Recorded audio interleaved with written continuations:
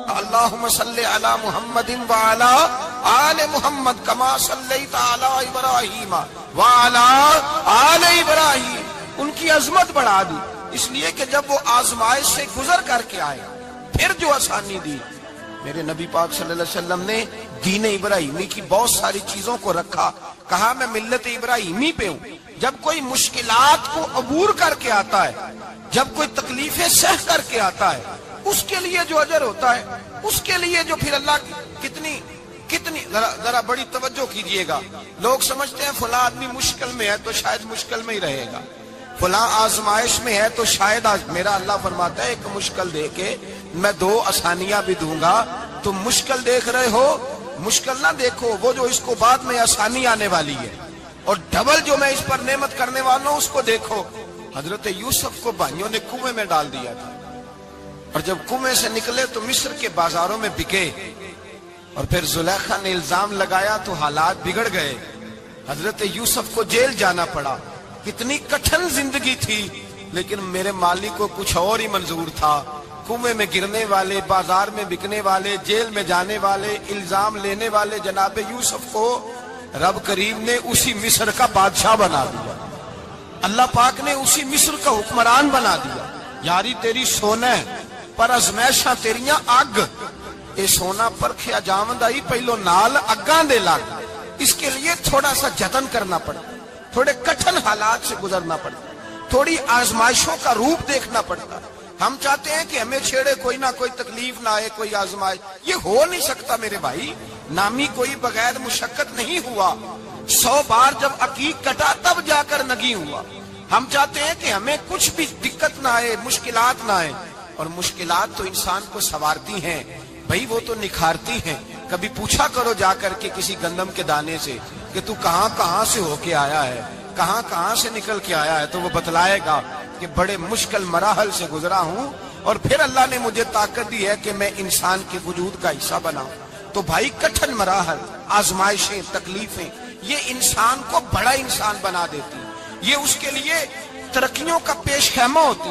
ہمارے جوان پریشان ہو جاتے ہیں، عورتیں خاص کر کے اس بات پہ توجہ کریں، وہ بڑی جلدی غم لے جاتی ہیں، وہ کہتی ہیں جانے میرا کچھ ہوگا ہی نہیں، جانے میرا کچھ ہو ہی نہیں سکتا۔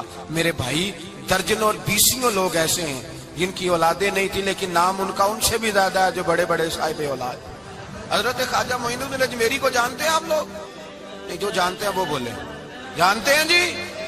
لو جی، کافی سارے جانتے ہیں، تھوڑے جی رہ گئے نا۔ جانتے ہیں نا خواجہ صاحب کو؟ ان کے کسی بیٹے کو جانتے ہو؟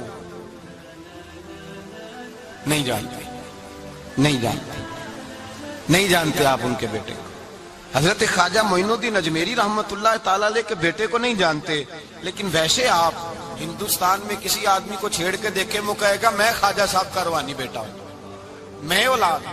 حضرت غوث اعظم رضی اللہ تعالیٰ عنہ کی اولاد کو کم لوگ جانتے، لیکن آپ ویسے کسی کو پوچھ کے دیکھیں 11ویں والا پیر کون ہوتا ہے، ہر آدمی ہاتھ اٹھا کے بتائے گا خدا کے فضل سے ہم پر ہے سایہ غوث اعظم کا، ہمیں دونوں جہاں میں ہے سہارا غوث اعظم۔ لوگ جھوم کے بتلائیں۔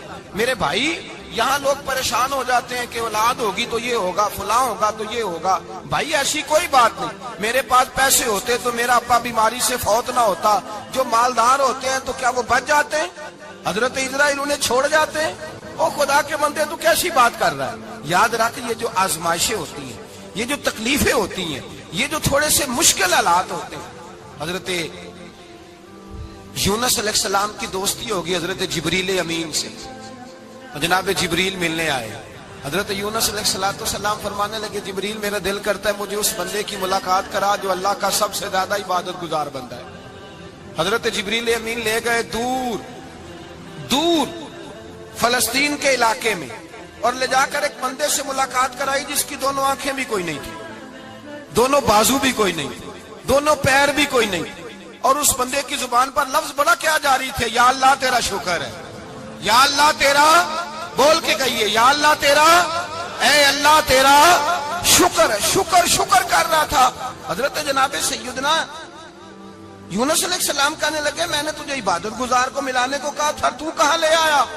حضرت جبریل کہنے لگے یا یونس، یہ ہر چیز جانے کے باوجود اپنے رب کی رضا پہ راضی ہے، اس وقت دنیا میں نبیوں کے بعد جس سے اللہ سب سے زیادہ پیار کر رہا ہے وہ یہی بندہ ہے.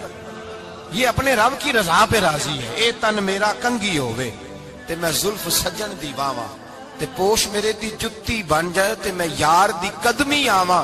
مارو مارو مینوں مار مکاؤ, کوئی عذر نہ پیش لے آواں, تے جے سونا ہی میرے دکھ وچ راضی, جے سونا ہی میرے دکھ وچ راضی, جے سونا ہی میرے دکھ وچ راضی, تے میں سکھ نو چلے ڈاواں. مانا کہ جب اس حال میں راضی ہے تو بس ٹھیک ہو گیا, ٹھیک ہو گیا. وصل اچھا ہے نہ فراق اچھا ہے, بس جس حال میں محبوب رکھے وہی حال اچھا ہے. بس جس حال میں انہوں نے رکھا بات ٹھیک ہو گئی. اس میں اب انسان شکوا کرتے پھرے کہ یہ کس طرح ہے وہ کس طرح, اپنے آپ کو مطمئن رکھا گیا. مشکل کے بعد جو آسانی آل, حضرت لقمان حکیم, ان کے نام پر قرآن مجید کی پوری سورت ہے.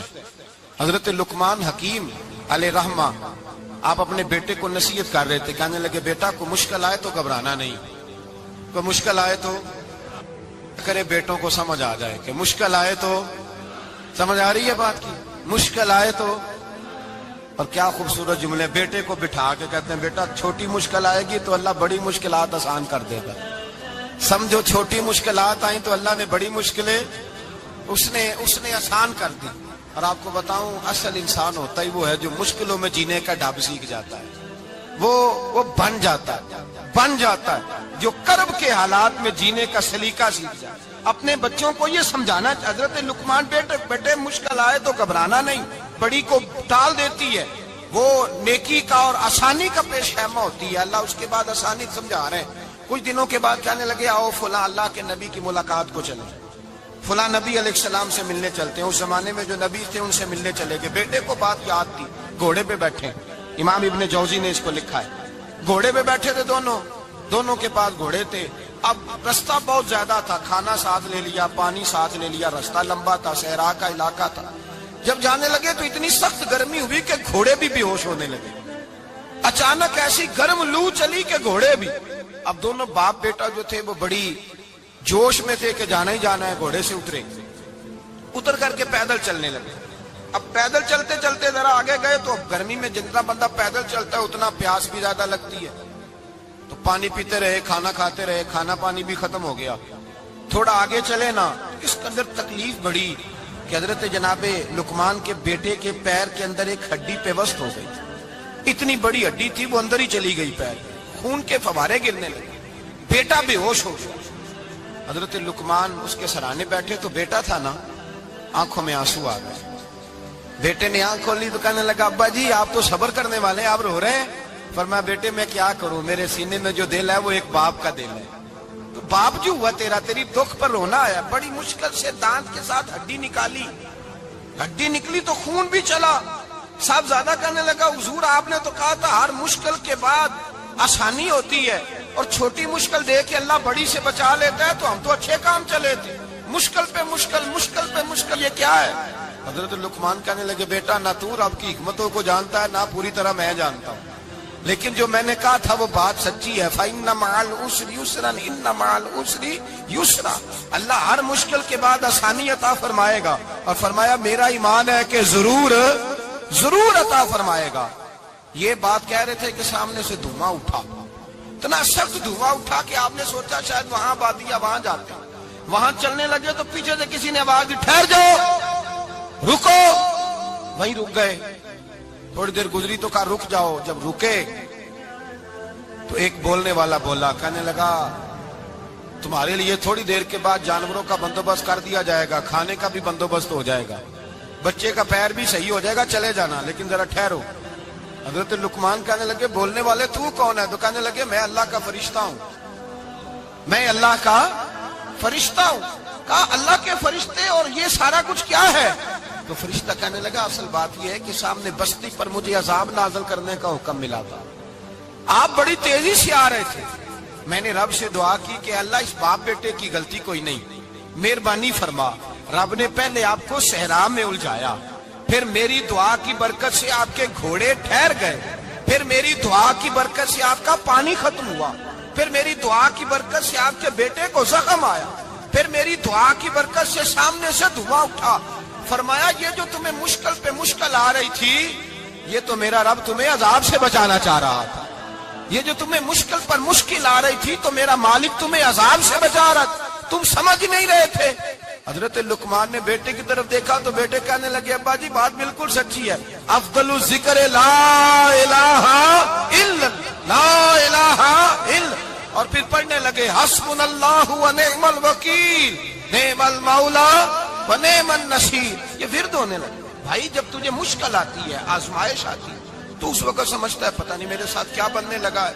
اللہ تبارک و تعالیٰ چھوٹی مشکل دے کے تجھے بڑی سے محفوظ رکھتا ہے، چھوٹی بیماری دے کے تجھے بڑی سے محفوظ رکھتا ہے۔ بلکہ میں ایک دفعہ ایک تکلیف میں، ایک آزمائش میں مبتلا ہو گیا، تو میں نے اپنے حضرت سے کہا کہ حضور سارے دکھ کٹھے ہی آ گئے، کیا کیا جائے؟ تو آپ فرمانے لگے بڑے خوش نصیب ہو، جوانی میں اللہ نے دکھ دے دیے، بڑھاپے میں آئے تو برداشت نہیں ہوتے، یہ تو بڑے وقت پہ آ گئے، شکر ادا کرنا چاہیے، اس زمانے میں برداشت نہیں ہوتے، اب آسانی ہے، ان کو برداشت کرو، ہمت کرو۔ میرے بھائی یاد رکھیں، آزمائشیں تکلیفیں آپ کو بڑا کرنے کے لیے آتی ہیں۔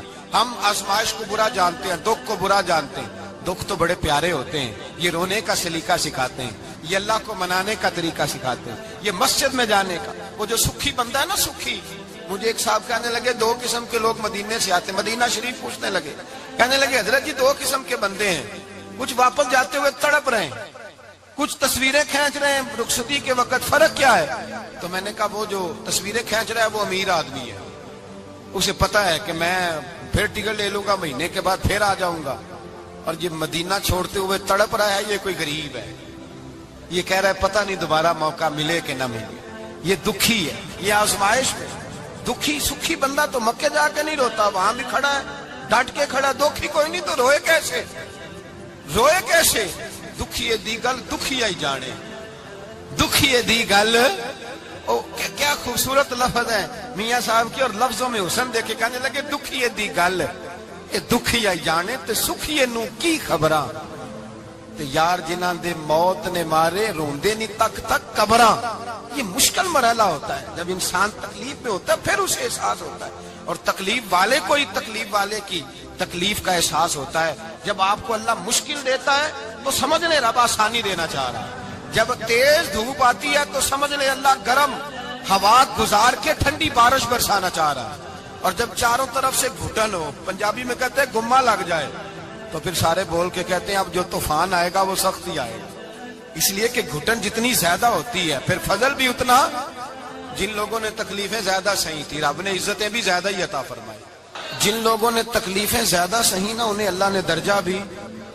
حضرت بلال حبشی نے بڑی تکلیف سہی، مارا کرتا تھا امیہ، بڑا مارتے تھے، اتنا مارتے تھے کہ موٹے، آپ نے کبھی دیکھے ہیں دیہاتوں میں موٹے موٹے موٹے موٹے پائے ہوتے تھے، چار پائیوں کے، موٹے موٹے موٹے موٹے بان کی چار پائیاں اور بڑی چار پائیاں کافر بچھا کے بیٹھ جاتے، اور حضرت بلال حبشی کے پیر ان کے نیچے رکھ دیتے، ہاتھ ان کے نیچے رکھ دیتے، آگ لوہا گرم کر کے اس کے اوپر ننگے بدن لٹا دیتے۔ مکے نے بڑی آزمائشیں دیکھی، پھر اسی مکے نے، مدینے نے عجیب رنگ دیکھا کہ میرے نبی معراج سے واپس آئے، اور حضور نے عظمت دی، فرمایا بلال یار تیرا بڑا مقام ہے، تو مدینے میں چل رہا تھا اور میں جنت میں تیرے قدموں کی آواز سن رہا تھا، کتنا تیرا مقام ہے، کتنا تیرا درجہ ہے، میں وہاں تیرے چلنے کی آواز سن رہا تھا۔ حضرت ابو بکر صدیق رضی اللہ تعالیٰ عنہ نے اس زمانے میں حضور کی نوکری کی جب دوسرا جانثار کوئی نہیں تھا، سارے لوگ تانے دیتے، کہتے ابو بکر تو اکیلا ہی سیاںا ہے، سارا مکہ مخالفت کرتا ہے، تو جان ہی نہیں چھوڑتا، سارا زمانہ مخالفت کرتا۔ ابو بکر صدیق نے مال بھی دیا، جان بھی دی، شہزادی حضرت عائشہ بھی دی حضور کی خدمت میں، ہر چیز لٹا دی۔ دنیا کو پتا اس دن چلا جس دن میرے رسول پاک صلی اللہ علیہ وسلم مسجد نبی میں بیٹھے تھے، درجنوں صحابہ تھے، حضور نے فرمایا ابو دردہ کو تو بلاؤ۔ جناب ابو دردہ حاضر ہوئے تو کہتے ہیں حضور کا چہرہ دیکھا تو ناراضگی ہے چہرے پہ، میں نے دیکھتے ہی کہا حضور آپ مجھ سے ناراض ہیں؟ حضور نے فرمایا ہاں میں ناراض ہوں۔ جب یہ لفظ کہے تو میں کانپنے لگا، حضور ناراض ہو گئے؟ میں نے کہا یا رسول اللہ میری غلطی۔ تو نبی پاک نے فرمایا تو میرے ابو بکر کی عظمت نہیں جانتا؟ حضور جانتا ہوں۔ حضور کیا ہوا؟ نبی پاک نے فرمایا کل تو گلی میں گزر رہا تھا، ابو بکر بھی گزر رہا تھا، تو نے سوچا ہی نہیں تو میرے ابو بکر کے آگے آگے چل رہا تھا؟ یہ خیال ہی نہیں آیا، تجھے پتا نہیں کہ جس نے میرے ساتھ نیکی کی میں نے بدلہ چکا دیا ہے، ابو بکر کا بازو تھام کے اللہ کی بارگاہ میں لے جاؤں گا، میرا رب بھی اسے بدلے عطا فرمائے گا۔ یہ عظمت، یہ شان، یہ بلندی اور رفعت مشکلات سے گزرنے کے بعد ملی۔ میرے نبی پاک صلی اللہ تعالی علیہ وسلم کے ساتھ مولا کائنات شیر خدا حضرت علی نے 9 سال کی عمر سے وفات شروع کی، اور تا دم آخری حضرت علی نے وفا کی مصطفیٰ سے۔ کٹھن مراحل سے گزرے، کٹھن مراحل سے۔ حضرت علی کہتے ہیں میں ہر جنگ میں، ہر جہاد میں ساتھ تھا، پر جس دن مکے اور مدینے سے آنے والوں کو حضور بھائی بھائی بنا رہے تھے، مہاجر اور انصار کو بھائی بھائی بنا رہے تھے، فرماتے ہیں میں تنہا کھڑا تھا، کوئی کسی کا بھائی بن گیا، کوئی کسی کا بھائی بن گیا، میں اکیلا کھڑا تھا اور میں سوچ رہا تھا کہ یار میں کدھر جاؤں۔ کہتے ہیں میں اس حد تک آیا کہ میرے آنسو بہنے لگے، لیکن میری مشکلات کو آسانی تب ملی جب مدینے کے چاند دھیرے سے اٹھے، میرے قریب آئے، میرا بازو تھاما اور فرمایا علی باقی سارے بھائی بھائی بن گئے ہیں، انت اخی فی الدنیا والآخرہ، تو میرا بھائی ہے، دنیا میں بھی میرا بھائی ہے، قیامت کے دن بھی میرا بھائی ہے۔ حضور نے اعزاز دیا، اور غدیر خم کے موقع پر حضرت علی کا بازو تھام کے کھڑا کر کے حضور نے فرمایا من کنت مولا ہوں فہذا علی مولا، فرمایا جس کا میں مولا ہوں اس کے علی بھی مولا ہے۔ محبوب پاک سید عالم صلی اللہ علیہ وسلم نے جن لوگوں نے مشکلات برداشت کی، پھر ان کو اعزاز ملا، ان کو درجے ملے، ان کے لیے جو آسانی۔ حضرت عثمان غنی نے صحابہ میں سب سے زیادہ مظلومیت کاٹی، سب سے زیادہ مظلومیت، 40 دن پانی بند رہا، کھانا بند رہا، تکلیف اور آزمائش کا وقت ہوا۔ امام جلال الدین سیوطی رحمت اللہ تعالی علیہ الحاوی للفتاوی میں لکھتے ہیں، کہتے ہیں جب حضرت عثمان غنی پر کھانا اور پانی بند تھا، ایک شام حضرت عبداللہ بن سلام ملنے گئے، اس شام، اس صبح جس شام حضرت سیدنا عثمان غنی شہید ہوئے، جناب عبداللہ ابن سلام کہنے لگے عثمان تیرا کیا حال ہے، کس پوزیشن میں ہے؟ تو کہتے ہیں جناب عثمان غنی کہنے لگے عبداللہ آج میں بڑا سکھ میں ہوں۔ کہا 40 دن بیت گئے، کھانا نہیں آیا، پانی نہیں آیا، تو آج کیوں سکھی ہو؟ فرمانے لگے آج مدینے کی سامنے والی گلی میں میں نے مصطفیٰ کا دیدار کیا، اور نبی پاک صلی اللہ علیہ وسلم نے فرمایا عثمان اگر تو کہے تو تیرے لیے پانی کا بندوبست کر دیا جائے، تیری مشکل آسان ہو جائے، اور اگر تو کہے تو تیرے لیے وہ آسانی کی جائے کہ آج تو میرے پاس آ کے روزہ افطار کر لے۔ تو حضرت عثمان غنی کہنے لگے میں نے مصطفیٰ سے عرض کیا حضور مجھے یہاں کا سوکھ نہیں چاہیے، مجھے وہ آسانی چاہیے جو آپ کے پاس افطار سے ملے گی۔ فرمانے لگے آج میں رخصت ہو جاؤں گا، افطار رسول اللہ کے پاس کروں گا۔ حضرت عبداللہ ابن سلام فرماتے ہیں پھر اس شام حضرت عثمان شہید ہو گئے۔ لوگ کہنے لگے عثمان شہید ہو گئے، اور میں کہنے لگا نہیں، انہوں نے جا کے نبی پاک کے دسترخوان پہ روزہ افطار کر لیا ہے، روزہ افطار۔ بھائی پھر بعد میں جو آسانی ملی ان لوگوں، جو ان لوگوں کو درجات نصیب ہوئی، کٹھن۔ حضرت عبداللہ مزنی حضور کے غلام تھے، قبیلہ مزن کے رہنے والے، والد فوت ہو گئے، چچا نے پالا تھا، اسلام قبول کر لیا۔ جس آدمی میں حوصلہ پیدا ہو جائے نا، ساری دنیا اسی کی ہے، اس کا سب سے گزارا ہو جاتا ہے۔ وہ میرے کارواں ہے، جس میں حوصلہ پیدا ہو گیا وہ لیڈر ہے، وہ سربراہ ہے، اس لیے کہ اس کا سب سے ٹائم گزرے گا۔ اور جو آدمی حوصلہ نہیں پیدا کرتا، صبر نہیں کرتا، اس کا تو ماں باپ سے وقت نہیں گزرتا، اپنے بال بچوں سے اختلاف ہو جاتا ہے، اپنے سگے بہن بھائی ان کے ساتھ۔ اس کی وجہ کیا ہے کہ حوصلہ نہیں، صبر نہیں، راضی بالرضا نہیں۔ جو آدمی سمجھ لینا اللہ میرا رب ہے اور میرے حق میں جو کرے گا بہتر ہی کرے گا، وہ آزاد ہو گیا، وہ آزاد۔ جیم جان دا کچھ وسا نہیں ہو، جان یار نو دے تے شاد ہو جا، اس سے دل دے ہیں فساد سارے، دل دلبر نو دے تے آزاد ہو جا، تے جیو رکھے آباد تے رو وسدا، تے جدوں کرے برباد برباد ہو جا۔ وزن نہیں بنتا شعر کا، لیکن میں کئی دفعہ کہا کرتا ہوں جیو رکھے آباد تے رو وسدا، جدوں کرے برباد تے چپ کر کے برباد ہو جا۔ اس میں لقمہ نہ دے، بحث نہ کر، یہ بھی نہ کہہ دیکھو جی میں نے کتنی، نہ چپ کر کے برباد ہو، بس ختم۔ اور ایک شاعر نے بڑی زبردست بات کہی تھی، نے کمال کر دیا، شعر سمجھ میں آ گیا تب بھی ٹھیک ہے، نہ بھی آیا تو شعر پھر بھی بڑا ٹھیک ہے۔ شیر بر بھی بڑا ٹھیک ہے. اس نے کہا تھا تو اگر عشق میں برباد نہیں ہو سکتا تو جا پھر تجھے کوئی سبق یاد نہیں ہو سکتا. پھر تو ناکام ہے زندگی میں, پھر تو الف بے بھی نہیں یاد ہوگا. تو اگر عشق میں برباد نہیں ہو سکتا تو جا, پھر تجھے کوئی سبق یاد نہیں ہو سکتا, پھر تو فارغ ہے. تو عزیزو یاد رکھو, صبر, حوصلہ, دانائی یہ آپ کو بڑا کرے گی. میرے رسول پاک صلی اللہ تعالی علیہ وسلم کو اللہ نے سمندروں سے بڑا حوصلہ عطا فرمایا تھا. سمندروں سے بڑا, سمندروں سے بڑا مشکل ہوتا ہے بیٹی کے قاتل سے صلح کرنا. بڑا مشکل ہوتا ہے, بڑا مشکل ہوتا ہے کانٹے بچھانے والوں کے رستوں میں پھول بچھانا. او بھائی یہ بڑا ہی مشکل ہے, بڑا بڑا. جنہوں نے پتھر برسائے ہوں, مکے سے نکالا ہو, ان کے گلے میں پھولوں کے ہار ڈالنا. پر سلام اس پر کہ جس نے دشمنوں کو بھی قبائیں دیں, سلام اس پر کہ جس نے گالیاں سن کر دعائیں دی. تو حضور نے حلم کا مظاہرہ کیا, تدبر, صبر ایک تدبیر ہے. یہ آپ کو سیانا کر دے. جو اللہ نے آپ کو دیا اس پہ راضی رہے, صبر کرے, اور اپنے ارد گرد لوگوں کو دیکھ کے پریشان نہ ہو.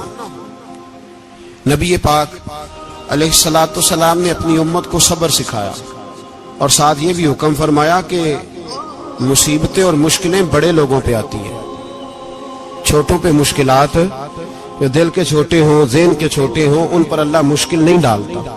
ایک صحابی نے کہا یا رسول اللہ صلی اللہ علیہ وسلم سب سے زیادہ مشکلات کن پہ آتی ہیں؟ تو حضور نے فرمایا نبیوں پہ. کن پہ یا رسول اللہ اس کے بعد؟ تو حضور نے فرمایا پھر نیک لوگوں پہ, علماء پہ, صلحاء پہ, صوفیاء پہ, اتقیاء پہ. ان لوگوں پہ بڑی مشکلات ہوتی, یہ کٹھن راہوں سے گزرتے.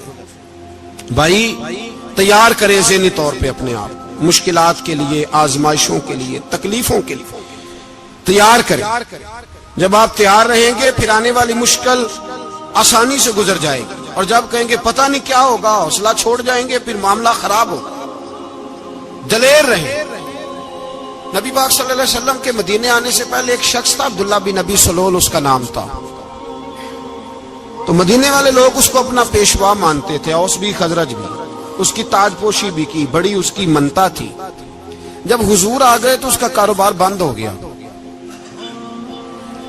اب لوگ یہ نہیں سمجھتے کہ میں غلط ہوں, لوگ کسی کے مفادات کو ٹھیس پہنچتی ہے تو مخالفت کرنے لگ جاتا ہے. اب اس کے حالات جب خراب ہوئے تو اس نے پتہ کیا کیا, جھوٹ موٹ کا کلمہ پڑھ لیا. سمجھ آ رہی ہے باتوں؟ جھوٹ موٹ کا, اور منافقوں کا ایک ٹولہ اس نے تیار کر لیا جس کا قرآن مجید نے سورہ منافقون میں ذکر کیا. ایک جنگ کا موقع تھا, نبی پاک صلی اللہ علیہ وسلم تشریف لے گئے تو عبداللہ بن ابی سلول بھی چلا گیا. حضرت عمر فاروق رضی اللہ تعالیٰ عنہ کے ایک غلام تھے, وہ پانی لینے کنویں پہ گئے. ادھر سے انصار میں سے, چونکہ حضرت عمر کے غلام مہاجر تھے, انصار میں سے ایک شخص پانی لینے پہلے سے آیا ہوا تھا. پانی بھرنے میں کوئی اختلاف ہو گیا, جھگڑا ہو گیا, مار کٹائی تک نوبت آ گئی. حضرت عمر کے غلام نے کچھ چیز مار دی, اس شخص کو زخمی ہو گیا. اس نے پکارا, عبداللہ بن ابی سلول نے سمجھا کہ موقع اچھا ہے, دوڑا ہوا آیا, اور آ کر اس نے کہا انصار مدینہ بھاگ کے آؤ, جلدی آؤ. اور بڑے غلط جملے استعمال کیے. کہنے لگا اگر ان لوگوں کو تم اپنا بچا کچا کھانے کو نہ دیتے مہاجروں کو, تو آج یہ تمہارے سر پہ نہ بیٹھتے. معاذ اللہ ایسی باتوں پہ کہا کرے. بولے یہ روزمرہ کی گفتگو میں عادت بنائیں, کوئی ایسی بات کرنی ہو تو معاذ اللہ استغفر اللہ کہہ کے کرنی چاہیے. اس نے کہا کہ معاذ اللہ اب ان کو بچا کچا نہ دیں تو یہ ہمارے سر پہ نہ بیٹھتے. شور کیا اس نے. ہمارے ہاں بھی سیانے بندے پنچایت کے لوگ وہ کہتے ہیں تو اس برادری کے بچے سے ہی مار کھا ہے, پتہ ہی نہیں چلا, جا اسے مار کے آ, سر پھاڑا, یہ کار پھوڑ دے اس کا سر, اور دیکھ میں دیکھ لوں گا بعد میں جو ہوگا. یہ عقل مند لوگوں کے مشورے نہیں، یہ جاہل لوگوں کے مشورے. ناراض نہ ہونا، پر یہ نبی پاک صلی اللہ علیہ وسلم نے فرمایا ہے، حضور کا فرمان ہے. یہ کن لوگوں کا کام ہے؟ بول کے بتائیں، بول کے. پڑھے لکھے سیانے بندے اس طرح کے مشورے یہ بالکل نہیں دیتے، جاہلوں کا کام. پکارا، مہاجر سارے اکٹھے ہو گئے، انصار سارے آ گئے. اور جب انصار آئے تو مہاجرین کو بھی پکارا، مہاجر بھی آ گئے. اب وہ گتھم گتھا ہونے لگے تو کسی نے جا کے محبوب پاک کے کان میں کہا، یا رسول اللہ وہاں تو مہاجر انصار لڑنے لگے. وہ پرانی لڑائیاں پھر سے جاگ گئی ہیں. نبی پاک تشریف لائے، حضور نے وہاں لفظ بیان کیے، فرمایا یہ تم نے کیا جاہلوں جیسا کام شروع کیا ہوا ہے؟ یہ کون سا کام ہے؟ اللہ کرے ہم سب اس کام سے باز آ جائے، آمین تو کہنا. اور تو اس برادری دے منڈے کوئی مار کھائے. برادری کیا ہوتی ہے؟ برادری تو تعارف کے لیے. اونچ نیچ کہاں سے آ گئی؟ کہا میرے رسول پاک علیہ الصلوۃ والسلام نے فرمایا تم جاہلوں جیسے کام کر رہے ہو. صلح کرائی، بات رفع دفع کرائی، لوگ چلے گئے، معاملہ ٹھنڈا ہو گیا. لیکن عبداللہ بن سلول نے کہا کہ میں یہ موقع خالی نہیں جانے دوں گا. پھر گیا وہ اور جا کے انصار مدینہ سے کہنے لگا ایک دفعہ جا لینے دو مدینے، تم نے میری بات نہیں نہ سنی تو جو وہاں بڑے سردار بیٹھے ہیں ان سے بات کروں گا، اور معاذ اللہ ثم معاذ اللہ ہم ان بے عزت لوگوں کو مدینے سے نکال دیں گے، وہاں صرف عزت والے رہیں گے. یہ غلط جملے اس نے ادا کیے جس کو قرآن پاک نے سورہ منافقون میں بیان فرمایا ہے. اس نے یہ بات کی. ایک صحابی تھے حضرت زید رضی اللہ تعالیٰ عنہ، وہ سن رہے تھے. آ کے عرض کی، یا رسول اللہ صلی اللہ علیہ وسلم عبداللہ بن ابی سلول تو اس طرح کہہ رہا ہے کہ مدینے جا کے عزت والے دوسروں کو نکال دیں گے، اور تم اگر اپنا بچہ انہیں نہ دیتے تو معاذ اللہ آج یہ ایسا نہ کرتے. حضرت عمر نے بھی سن لیا. حضرت عمر نے بات سن لی، تلوار نکالی اور دوڑے. حضور نے بازو پکڑا، فرمایا کدھر جا رہے ہو؟ کہا یا رسول اللہ اگر آج سزا نہ دی تو کل اور بات بھی کرے گا، اور اگر آج ایک قتل ہو گیا تو باقی سیانے بن جائیں گے. یا رسول اللہ مجھے چھوڑے، میں ماروں گا. حضور نے فرمایا عمر چپ کر، وہ جھوٹ موٹ کا کلمہ پڑتا ہے، لوگ کہیں گے کہ محمد ابن عبداللہ نے اپنے ساتھی مارنے شروع کر دیے. چپ کر، حوصلہ کر، صبر کر، دلیری کر. حضرت عمر کہتے ہیں میری حضور کے کہنے پر میں ٹھہر تو گیا، پر وہ میرے اندر جو آگ لگی ہوئی تھی ٹھنڈی نہیں ہو رہی. کہتے ہیں میں چپ تو کر گیا. نبی پاک علیہ الصلوۃ والسلام نے پوچھا عبداللہ بن ابی سلول سے، تو نے یہ کہا ہے؟ کہنے لگا حاشا اللہ میں نے بات ہی نہیں کی. ہاں. اب لوگ کہنے لگے کہ زید تو نوجوان ہے تو یہ بوڑھا آدمی ہے، چلو صحیح کہتا ہوگا. حضور بھی خاموش ہو گئے. اللہ پاک نے قرآن مجید نازل فرما دیا. فرمایا اللہ نے سن لی ان کی بات جنہوں نے یہ کہا ہے. اور پھر لفظ بڑے حسین ہے، فرمایا یہ کہتے ہم عزت والے ہیں؟ نہیں، وللہ العزت ولرسولہ وللمؤمنین. فرمایا عزت تو اللہ کے پاس ہے، اللہ کے رسول کے پاس ہے، اور عزت تو مومنوں کے پاس ہے، مومنین کے پاس عزت ہے. یہ قرآن پاک نے سارا مضمون بیان کر دیا کہ عبداللہ بن ابی سلول غلط کہتا ہے اور حضرت زید صحیح کہتے ہیں. حضور نے کچھ نہیں فرمایا، جا رہا ہے قافلہ. جب مدینے کی سرحد آ گئی نا، حدود مدینہ منورہ کی شروع ہوئی، تو عبداللہ کا اپنا بیٹا، اس کا نام بھی عبداللہ بن عبداللہ تھا، اپنا بیٹا اس کا بڑا مخلص جانثار غلام تھا میرے رسول پاک صلی اللہ علیہ وسلم کا. وہ تلوار لے کے مدینے کی حد پہ کھڑا ہو گیا اور کہنے لگا میرے باپ تو نے اتنی بے ایمانی کے لفظ کہے کہ میں ان کو نکال دوں گا. کہے اپنی زبان سے کہ میں ذلت والا ہوں، رسول پاک کو اللہ نے بڑی عزت عطا فرمائی، کہے ورنہ میں تیری گردن کاٹ دوں گا. بول. کہے حضور بھی عزت والے اور نبی پاک کے غلام بھی عزت. کہے اپنی زبان سے کہے میرے رب کا یہ فرمان ہے وَرَفَعْنَا لَكَ ذِكْرَكَ، حبیب میں خود تیرے لیے تیری شانوں کو بلند فرما دوں گا.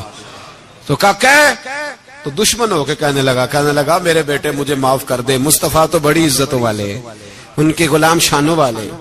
جب بیٹا تلوار لے کے سامنے کھڑا ہوا، شہرت ہوئی. اب نبی پاک نے حضرت عمر کی طرف دیکھا، کہا عمر تیری بات صحیح تھی، اب جو ہوا یہ زیادہ صحیح تھا. وہ میں نے تجھے کہا حوصلہ کر، تدبر کر، وقت کا انتظار کر. یہ صحیح ہوا کہ وہ صحیح تھا. تو حضرت عمر فاروق کہنے لگے یا رسول اللہ میں گواہی دیتا ہوں آپ واقعی اللہ کے سچے رسول ہیں صلی اللہ ہو. اتنی اچھی رائے. وقت فیصلہ کرتا ہے. تدبر سے چلے, دانائی سے چلے, علم پیدا کرے.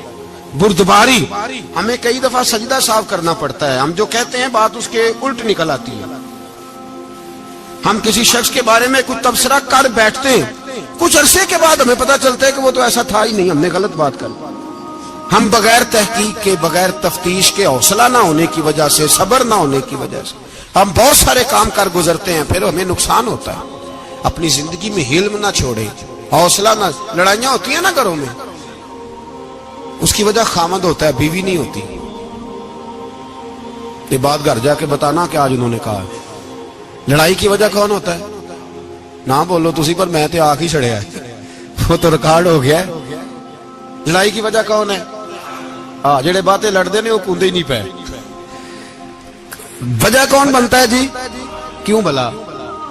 اس لیے کہ نبی پاک صلی اللہ علیہ وسلم نے فرمایا عورت کی اگر آدھی ہے تو تیری تو پوری ہے نا. جس کا مطلب ہے لڑائی اگر بچ سکتی تھی تو مرد کی وجہ سے بچ سکتی تھی, گھر میں امن ہو سکتا تھا.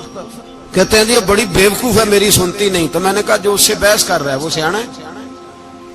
بولیں, جو بحث کر رہا ہے وہ عقل مند ہے. بندہ تو چلو تھا وہ دانشور, شیکسپیئر, باتیں بعض اوقات اس کی کچھ ایسی ہیں. اس سے کسی نے پوچھا تھا عورتوں سے کون جیت سکتا ہے بحث میں, تو اس نے کہا تھا وہ جو ان سے بحث نہ کرے, جو ان سے بحث. تو بھائی تو وجہ اس لیے کہ حوصلہ تو نہیں کرنا تھا. نبی پاک علیہ السلام نے فرمایا بی بی ٹیڑھی لکڑی ہے, سیدھی کرنے کی کوشش کرو گے تو ٹوٹ جائے گی. سیدھی تو پھر کتنا بیوقوف ہے جو پتھر سے سر رگڑ رہا ہے, کتنا نادان ہے جو یہ حرکت کر رہا ہے, دریا میں چھلانگ لگا کے کہتا ہے ڈوبوں گا نہیں. تو بھائی حوصلہ پیدا کرے, علم پیدا کرے. بہت ساری ایسی باتیں کرے کہ جس میں اشتعال آئے گا. فٹافٹ 3 لفظ طلاق کے دے دیے, اب بھاگا گیا مفتی صاحب کے پاس, او ہو 4 بچوں کا کیا بنے گا. اور یہ بات پکی ہے کہ بچوں کو صرف ان کی ماں ہی پال سکتی ہے, ان کی ماں. اور بات مجھے نہیں بھولتی, ایک شخص نے بیوی کو طلاق دے کے دوسری شادی کی. اس کا بیٹا تھا 10 سال کا. تو اس نے اپنے بیٹے سے کہا کہ بیٹے بتا پرانی اماں صحیح تھی یا یہ صحیح ہے؟ اس نے کہا نہیں ابا وہ تو جھوٹ بڑے بولتی تھی, یہ صحیح ہے. وہ جھوٹی تھی, وہ جھوٹ بڑے بولتی تھی میری سگی اماں, یہ سچ بولتی ہے. اس نے کہا وہ کیسے؟ کہنے لگا اس لیے کہ میں کوئی شرارت کرتا تھا تو میری سگی اماں مجھے تھپڑ مارتی تھی اور کہتی تھی تجھے روٹی نہیں دینی, جا دوڑ جا گھر سے.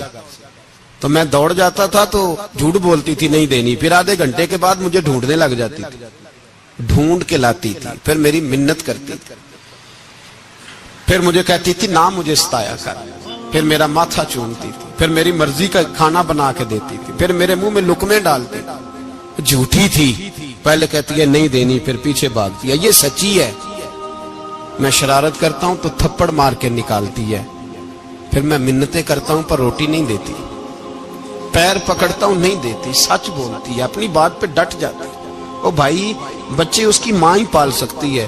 تو نے 3 جملے کہتے سوچا ہی نہیں, تیرا کا گیا تو یہ تو نئی بیوی ملے گی, اور اس کا بھی کیا گیا, اس کو بھی شاید شوہر مل جائے. ان پھولوں کی پرورش صرف ان کا مالی کر سکتا ہے, دوسرا کر سکتا. تو نے حوصلہ ہی نہیں کیا. ٹھیک ہے غلطی بیوی کی تھی, پر تو مرد تھا نا, تیرے پاس تو دلیری تھی. فٹافٹی 3 طلاق کے جملے کہہ دیے. اور میرے رسول پاک علیہ السلام نے فرمایا جائز کام بڑے ہیں, پر طلاق جائز تو ہے پر میرے رب کو پسند نہیں, اللہ کو پسند. تو نے مالی بگا دیا جس نے تیرے گھر کا باغ سینچنا تھا. تو بھائی یہ حوصلہ نہیں. درجنوں طلاقیں, 20 کیس, اور ابھی وہ شادی کے پورے کپڑے نہیں پہنے تو طلاق پہلے. اس کی وجہ یہ کہ حوصلہ نہیں, صبر نہیں, رضا نہیں. ہم احساس نہیں کرتے. اگر تو یہ سمجھ جائے کہ بس اللہ نے جو میرے لیے بہتر سمجھا مجھے دے دیا, صحیح ہے, میری آزمائش ہے, کیا ہے, کچھ ہے جو اس نے بہتر سمجھا مجھے, اس نے, پھر تو سکھی ہو جائے. تیرے لیے جینا آسان ہو جائے، پھر تو بہت ساری پریشانیوں سے آزمائشوں سے دور ہو جائے۔ میرے نبی پاک علیہ السلام نے ہمیں حوصلہ کرنے کا حکم دیا، دلیری۔ 2-3 سال شاید پچھلے سال یا اس سے پچھلے سال آج کے موقع پہ نا ہمارے پاکستان میں تو بڑے بڑے انوکھے واقعات ہوتے ہیں، سننے سے کیا میں کہتا ہوں وہ عبرت کے لیے ہوتے ہیں۔ جعلی ویزے لگوا دیے حج کے کسی ایجنٹ نے، اللہ کے مہمانوں کو بھی لوگ لوٹ لیتے ہیں، معاذ اللہ، جعلی ویزے لگوا دیے۔ اور مزے کی بات یہ ہے کہ پاکستانی ایئرپورٹ سے گزر بھی گئے وہ ویزے والے، اور احرام باندھے لوگ جدے پہنچ گئے۔ 4 آدمی تھے، انہوں نے ویزا دیکھا تو کہا نکلی، آپ کو واپس جانا پڑے گا۔ اگلی فلائٹ سے وہ لوگ واپس آئے۔ آپ مجھے بتائیے ان کی جب وہ چھوٹے چھوٹے کلپ آئے، میڈیا نے ان کی باتیں سنی تو ان کے آنسو نہیں تھمتے تھے۔ ایک آدمی احرام باندھ کے گیا ہے، معمولی سمجھتے ہیں آپ؟ میرے جیسا غریب آدمی کبھی اس نے ارادہ کیا ہو مدینے جانے کا، لیٹ ہو جائے تو کلیجہ پھٹنے کو آتا ہے، کچھ مجبوریاں پیروں میں آ جائے، نہ جا سکے تو پتہ نہیں کتنی توبہ کرنے کو دل کرتا ہے کہ کہیں غلطی تو نہیں ہو گئی، کوئی ایسی بات تو نہیں نکل گئی۔ یقین کریں طبیعت پریشان ہو جاتی، یار کوئی ایسا کام تو نہیں ہوگا جس کی وجہ سے یہ بات ہوئی۔ 4 آدمی لوٹ آئے، حالات خراب ہو گئے، لوگ رو رو کے قصے سناتے تھے، لیکن میرے رسول پاک علیہ السلام کا حوصلہ دیکھو۔ حضور کعبے کا بھی کعبہ، حضور مالک، حرم کے مالک مطلق، جن کے صدقے اللہ نے کعبہ کو بیت اللہ بنایا۔ حاجیو آؤ شہنشاہ کا روضہ دیکھو، کعبہ تو دیکھ چکے اب کعبے کا بھی کعبہ دیکھو۔ حضور 1400 صحابہ کو لے کے گئے عمرہ کرنے، مقام حدیبیہ پر پہنچے تو کافروں نے روک لیا، ہم عمرہ نہیں کرتے، تو اور میں خادم اور جو وارث و مالک ہیں 1400 صحابہ، ہم نہیں عمرہ کرنے دیتے، واپس جائیے۔ صلح لکھی جا رہی ہے، صلح کی شرطیں کیا ہیں؟ مکے سے کوئی آدمی غلطی سے بھی مدینے چلا گیا، مکے کا آدمی، تو مسلمان اگر ان کے ظلم سے تنگ آ کے، مکی مسلمان کافروں کے ظلم سے تنگ آ کے مدینے چلا گیا تو مدینے والے واپس کریں گے، اور اگر مدینے سے کوئی شخص غلطی سے بھی مکے چلا گیا تو مکے والے واپس نہیں کریں گے۔ اتنی سخت شرائط۔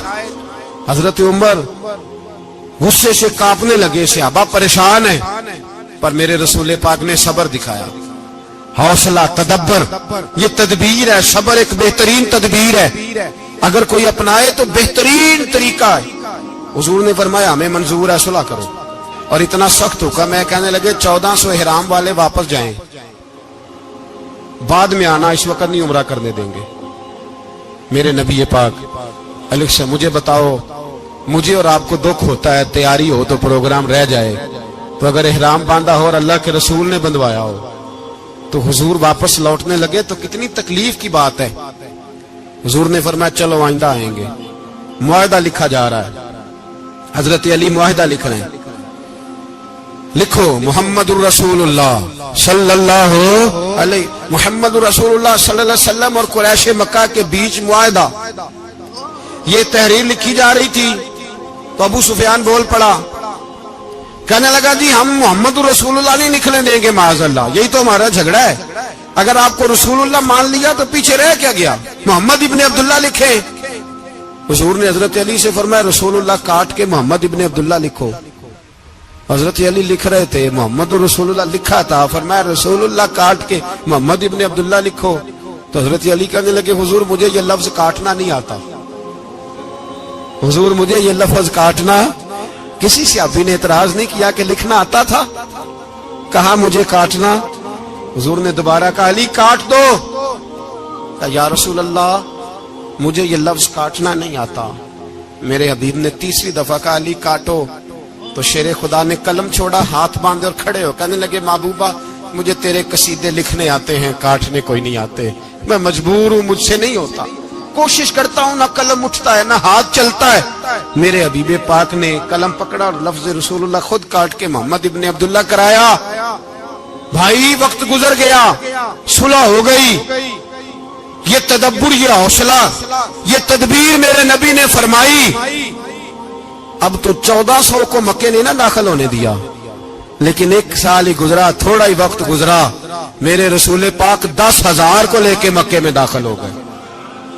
10,000 اس نے فائدہ دیا۔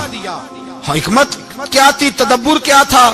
قریش روز لڑائی کرنے آ جاتے تھے، تبلیغ ہی نہیں کرنے دیتے تھے، ان سے صلح ہو گئی تو نبی پاک نے کیسر کو خط لکھا، کیسر روم کو، ہرکل کو، دور دراز تبلیغ پھیل گئی، مسلمان 100,000 سے زیادہ ہو گئے، ان کی طرف سے اب وہ لڑائی بند ہو گئی۔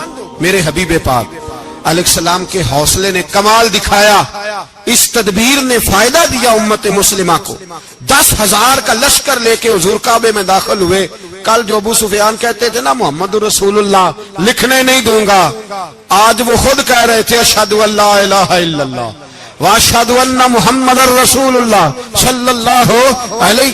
کل جو کہہ رہے تھے کہ میں یہ لفظ نہیں لکھنے دوں گا، آج ابو سفیان کی حویلی میں لاکھوں لوگ، ہزاروں لوگ بیٹھے تھے اور سارے کہہ رہے تھے محمد الرسول اللہ محمد الرسول اللہ محمد الرسول اللہ صلی اللہ علیہ وسلم۔ میرے محبوب کی تدبر نے، فقاہت نے، اور پھر کمال ہوا۔ 1400 کہاں اور 1,44,000 کہاں، 1400 کہاں اور 1,44,000۔ 1400 کو نہیں جانے دیا عمرہ کرنے، میرے رسول پاک 1,44,000 کو لے کے حج کرنے چلے گئے۔ حضور نے حج کیا، ہر طرف لبیک لبیک کی صدائیں بلند ہوئی۔ یہ میرے نبی پاک کا تدبر ہے، حوصلہ ہے۔ اگر وقتی طور پہ حوصلہ کر جاؤ گے، دلیری کر جاؤ گے، آنے والا وقت آسان ہو جائے۔ حوصلہ نہیں، صبر نہیں، سکون نہیں، 2-4 باتیں، یہاں تک کہ لوگ ابا جی کی بات برداشت نہیں کرتے، ایسے جملے کہہ دیتے ہیں جو دوبارہ پلٹ کے نہیں آتے، ماں کو لفظ نہیں بولتے، باپ کی روح تک چھلنی کر دیتے ہیں وہ جملے، لیکن لوگ اس وقت حوصلہ کرنے، اور ہم پنجابی لوگوں نے تو گنجائش ہی بڑی دے دی ہے، کہتے ہیں بچہ ہے جی ایک ہی ہے، ایک بھی حوصلہ کرے کی ہے ماشاءاللہ۔ تو اگر جوان ہو گیا تو کہتے ہیں گرم خون ہے، مکہ کب۔ اگر بوڑھا ہو گیا تو کہتے ہیں بوڑھوں میں حوصلہ نہیں ہوتا، نہ بچے میں نہ تو کس میں حوصلہ ہوگا؟ بولے کسی میں بھی نہیں۔ چھٹی سب کو فتویٰ مل گیا نا، یہ بچہ ہے جی، ابھی یہ تو بچہ ہے، آپ تو سیانے بیانے ہیں، یہ بچہ ہے۔ کمال ہو گئی ہے بھائی، کیا مطلب ہے بچہ ہے؟ بچے کو سارا پتہ ہے، ہر چیز اسے آتی ہے، حوصلہ کرنا ہی نہیں آتا، اور پھر کہہ دیا وہ تو گرم خون ہے۔ وہ کیا بات کرتے ہو، گرم خون؟ ابے کے گلے پڑ گیا گرم خون، اس کو کھڑا کرو نا ایس پی کے سامنے اور اس کو کہو مار تھپڑ اس کے منہ پہ، تیرے گرم خون کا پتہ چلے۔ غریب کے یہ گلے پڑ گیا، اس کو کھڑا کرو ایس او کے سامنے، پھر پتہ چلے گا خون کتنا گرم ہے۔ وہاں بالکل چپ ہے، بالکل خاموش ہے، اور گرم خون اس کا صرف اماں کے لیے، جلال صرف رہ گیا اگر غریب گھر کی بیٹی بیاہ کے لایا تو صرف اس کے لیے، کوئی ایسی بات نہیں۔ ہم بڑے سیانے، ہمارا غصہ بڑا سمجھدار ہے، ہمارا وہ گرم خون بڑا سیانا ہے، وہ جہاں دیکھتا ہے کہ معاملہ ہلکا ہے تو وہاں وہ گرم خون جلال میں، اور جہاں دیکھتا ہے کہ سامنے والا تگڑا ہے تو وہاں وہ گرم خون فوراً ٹھنڈا ہو جاتا ہے۔ حوصلہ پیدا کریں، زندگی حوصلے مند لوگ جیتے، جو حوصلے مند نہیں ہوتے وہ تو زندگی کا 1 سال لطف سے نہیں جی پاتے۔ حوصلہ کریں، مسکرائیں۔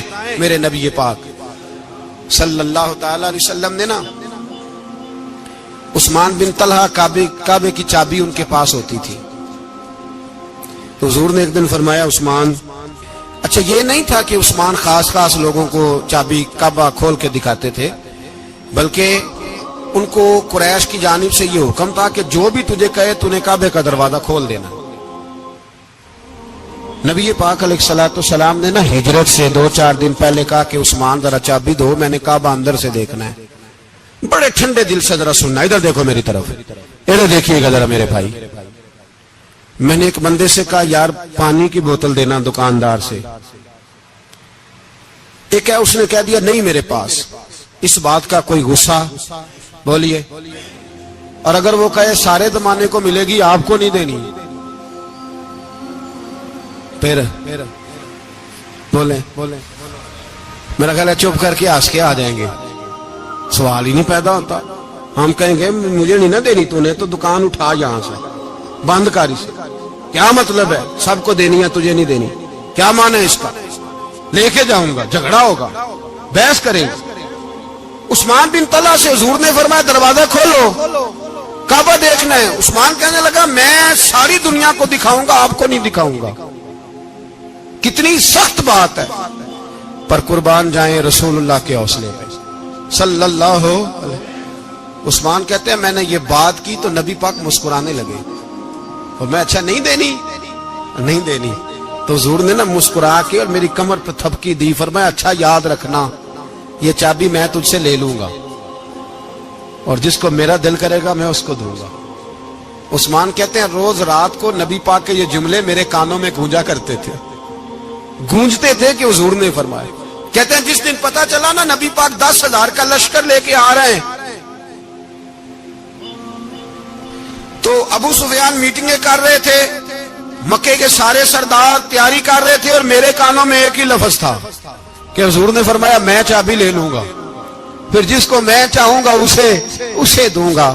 عثمان کہتے حد ہو گئی، وقت گزر گیا، حضور آ گئے، طواف فرمایا، اور طواف کے بعد میرے نبی پاک علیہ السلام نے فرمایا بلاؤ نا ذرا عثمان کو۔ عثمان کہتے ہیں میں چابی لے کے آیا تو دوسرا جملہ کوئی نہیں۔ ساڈے نا کوئی بندہ مشورہ دے وے اودی نہ منیے، تے جے کام اونج ہو جائے نا جے جو نے مشورہ دیتا سی تے او نال ہی غوث پاک بن جاندا ہے۔ تینوں آکھیا سی نا فوراً ہی داتا علی اجمیری ہو جاندا ہے۔ وہ کہندا تینوں پتہ نہیں میں کڈا ولی اللہ، تینوں میں